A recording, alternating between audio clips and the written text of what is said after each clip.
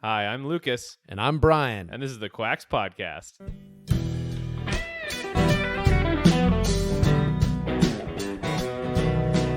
Hello, everybody. Welcome to the podcast, episode 41. I am here with Brion, my friend. Brion, how are you doing? I'm great, man. How are you doing today? Doing great. Number 41. Number 41. Wow.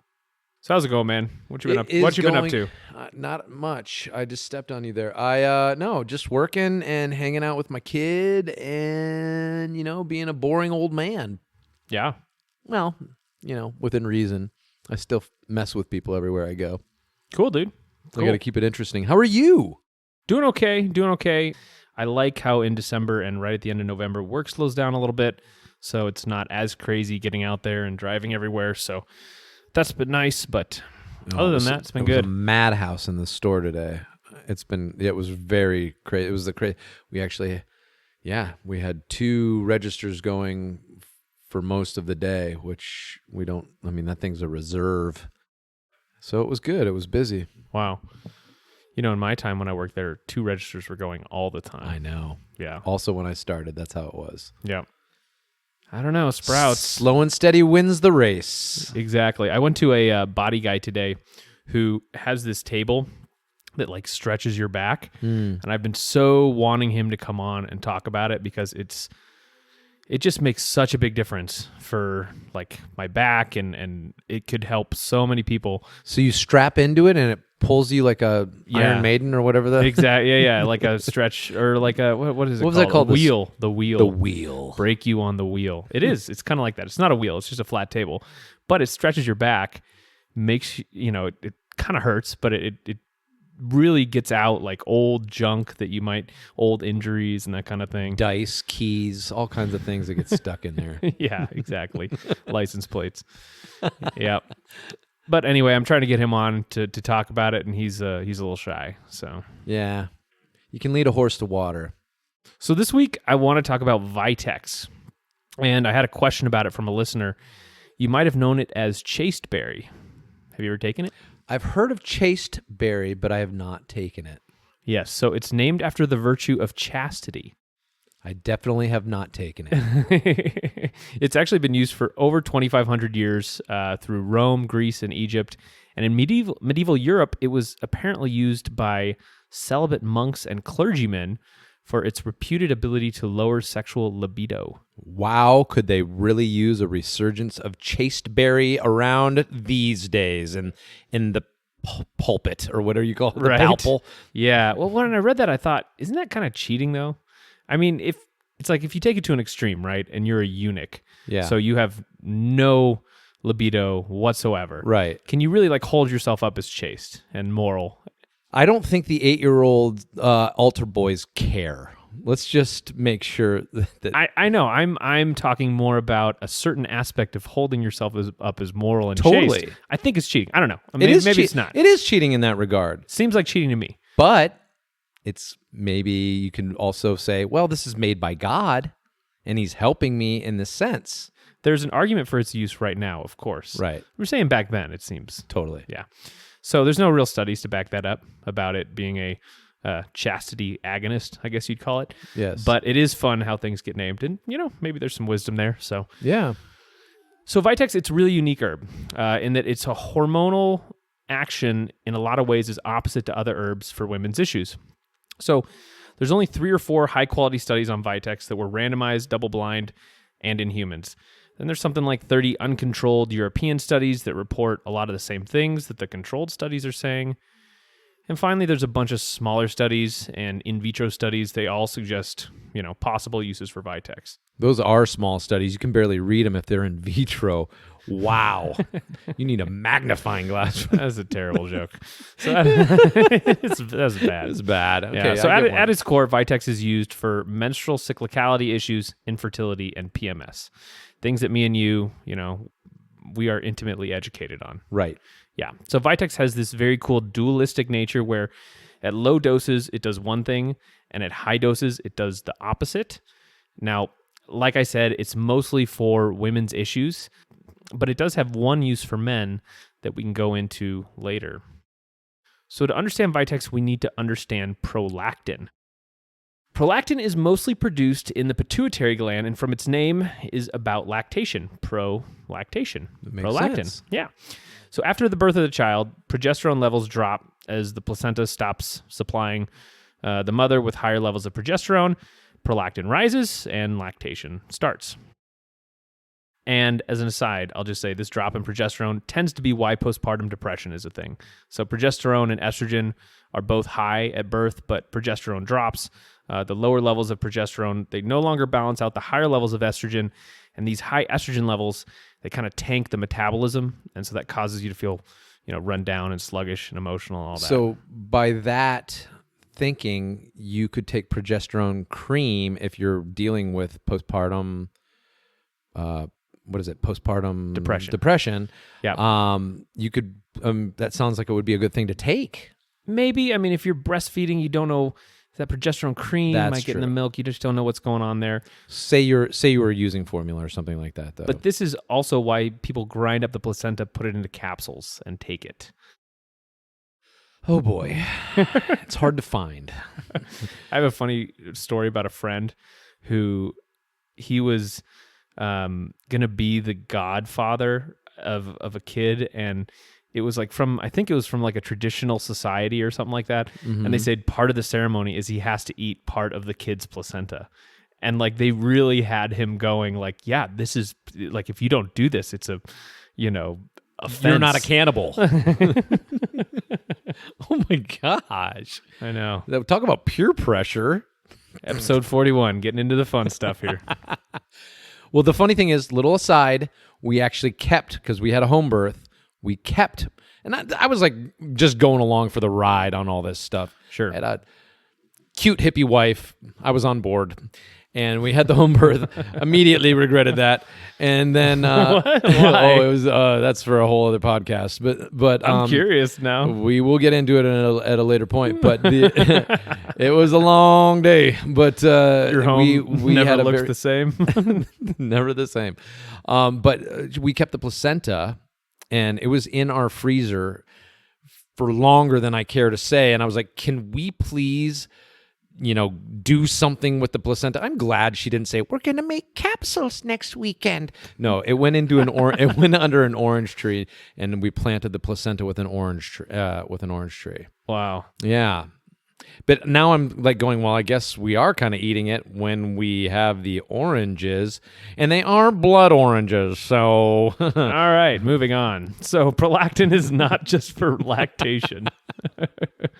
So it's not just for lactation, prolactin. Right. Women can also experience high prolactin levels outside of lactation, and those levels cause a bunch of problems. This rise in prolactin can occur from stress, certain drugs like opiates and antidepressants, and problems with your pituitary gland. And if you do have these higher levels, you can get menstruation problems, hypothyroidism, hot flashes, lowered libido, sluggishness. It's not great. And prolactin actually plays a large role in men as well. Prolactin rises after male orgasm and tells the body to relax for a while. It's a big part of the refractory period, as they call it, for men. Right. Yeah, and it will also rise in men from stress, exposure to higher estrogen levels, low levels of B6, and other things. Okay. So when men have high prolactin levels, they tend to have a lot of bad effects. They have low sperm quality, low libido, erectile dysfunction, low testosterone, and they develop gynecomastia, also known as man boobs.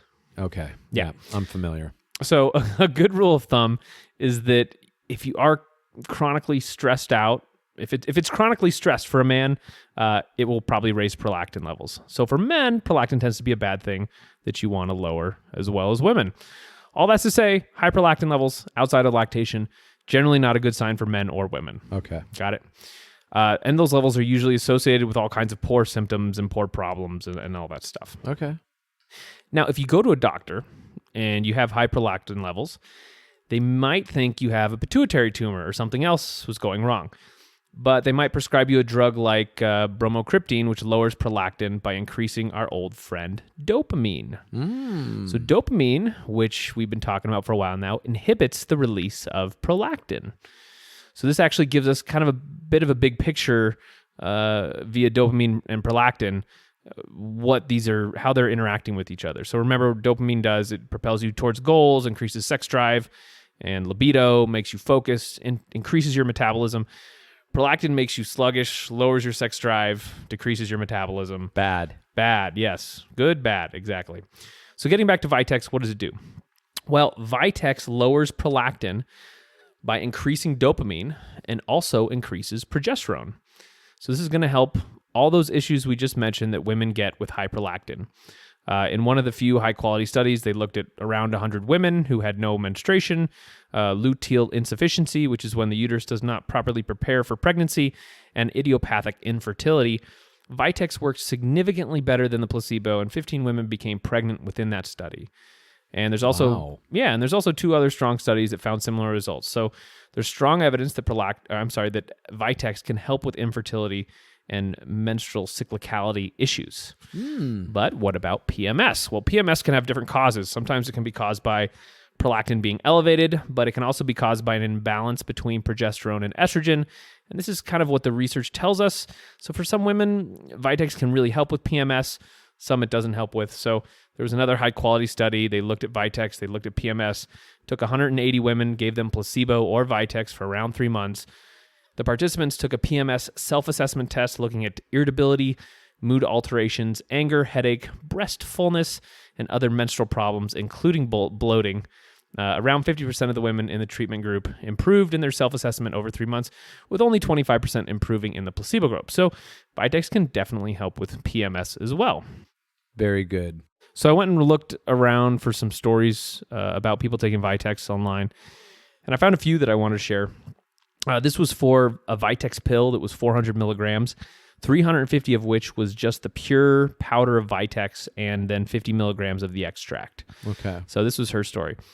I'm now on my 3rd month of taking this product. I wanted to wait so that I can give an accurate review. After the first days of taking this product, my menstrual cycle kicked in, and since then it has been regular every month. The main reason I started taking this pill was to try to get rid of acne. In 2017, I started the birth control shot, and my face neck broke out with horrible cystic acne. I had never had acne before, even during my teens. I am now 37 years old. Maybe a small outbreak here and there right before my cycle, but it was never a consistent thing. It was never so bad that I couldn't leave the house without makeup, until the depot shot completely ruined my face and skin. I was desperate and I couldn't find anything that was working. The dermatologist kept giving me stuff only for acne and never asked or questioned hormone imbalance. Since I started taking these pills, my acne is almost non-existent except for a small breakout before my cycle, but nothing in capital letters, like how my face was before. I'd literally hurt to wash my face, and I kind of went through depression because I felt so ugly and disgusted with huge pimples all over my face. All I have now are scars, but even those have gotten lighter while taking this pill. You can see the before and after pics. There's 2 pics on there that you can see. I would recommend this pill for anyone who is looking to balance out hormones for any reason. Wow. Well, I have a 16-year-old who deals with, all of the above, but especially she's got acne issues. So I wonder if this would be something that would be good for her. You could try it. It's worth a shot. Yeah.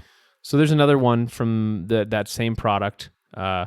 This one's shorter, but it's about a different problem. So she says, well, after reading so many great reviews on these pills, I decided to give them a go. So glad I did.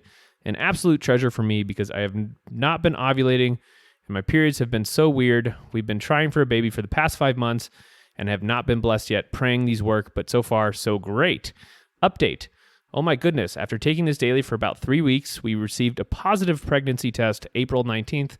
I'm so happy I gave these a shot. Worked for me for hormonal imbalance and lack of ovulation. Could possibly work for you too. That was pretty good. That's a glowing review. All right, just a couple more. So there's this is for the pure encapsulations Vitex, which is 225 milligrams of the extract. I thought this one was good. Yes, Vitex can help with PMS, but did you know high estrogen levels are linked with fatty liver disease? I have both estrogen dominance and fatty liver disease. Within a few days of taking Vitex, the swelling in my abdomen and neck started to dissipate. My mood elevated, anxiety nearly gone, and my mind is clear and sharp. The muddy migraines are gone. It's been a very, very long time since I could breathe, since I've felt this good. I can feel a difference in my liver. Pre-Vitex, it was very large, so much so it affected my breathing. I can literally tell that my liver is shrinking as the pressure in my lower lungs is easing up. Why aren't doctors prescribing this? I like that. Why? Oh, that's what she wrote. Why aren't doctors prescribing it? So, and then lastly, this testimony was short and sweet. I've tried so many supplements for women's health. I had suffered from almost no menstrual period for 2 years, and as it started coming back quite regularly this year, I noticed much intenser PMS than before, including bloating, edema, increased appetite, especially sugar, mood swings, etc. I decided to give this a try, but didn't expect much because I tried so many other supplements, yet hadn't come across anything with dramatic results. This one's a lifesaver. Those symptoms I just listed have improved so much, and I didn't get any cramp at all when the period began, taking Vitex every day for the past month. Also realigned my cycle to a completely normal rhythm. I'm so glad I found this product. So reading through most of these testimonials, the same kind of themes pop up over and over again. Basically, calming PMS symptoms down, helping hormonal balance, helping focus, and increasing libido. The libido bit is interesting because it's the total opposite effect of its name. Right. Chaseberry. And there's also a few negative reviews that I'm not really going to go into, but most of them say it didn't do anything for them, with a few saying that it messed up their cycle in some way, which makes sense. You know, if you have an estrogen-progesterone imbalance with too much progesterone and you take Vitex, which can increase progesterone, you might have a bad time. Right. Yeah. Now, you might remember I mentioned earlier that Vitex has the opposite effect depending on how much you take. So all the studies and benefits I've been talking about have been with higher dosages of Vitex. Those are the dosages that will lower prolactin and raise progesterone. But if you take a low dosage, it will do the opposite and raise prolactin. What weird magic is this? I don't know. I don't know can't get why behind it this does logic. it. Yeah, I don't know why it does it, but it's pretty cool. Yeah. And it's pretty interesting because basically you can try Vitex out at a certain dosage, and if it feels bad or makes things worse, you can switch dosages. And this will also tell you a bit about your hormonal status. Wow. You know, depending on which dose works best for you or whatnot. That's crazy. Yeah. So I would start at the higher dosage, as that's where all the research is, but there is room to experiment there, obviously.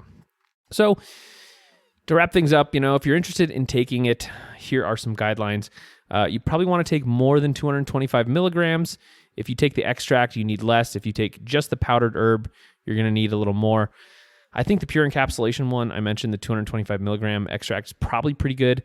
The way women took it seemed pretty varied, with some women only taking it in the second part of their cycle and some women taking it every day. If you are on birth control or have hormone-sensitive tumors, or you're taking some other type of hormone replacement therapy, Vitex will affect all those. So it may be a good idea to ask a naturopath or doctor. Side effects of Vitex, they're super light. It's extremely well tolerated. I've read some accounts of people getting a rash or having an upset stomach, but that's about it. Also, because Vitex acts as a dopamine mimetic on the D2 receptor, people will have different reactions to that with mood, energy, motivation, that kind of thing. And if you're on Parkinson's drugs that increase dopamine in some sense, you should probably consult your doctor before taking Vitex. Probably a good idea with any of this stuff. Now, for men, I mentioned there was a use for men. There are some uses for Vitex, but you got to be more careful. So gyno or man boobs are pretty much caused by high prolactin levels. Like, there's some debate there on the cause, but lowering prolactin seems to improve gyno pretty consistently. How do you do that? So Vitex will powerfully lower prolactin.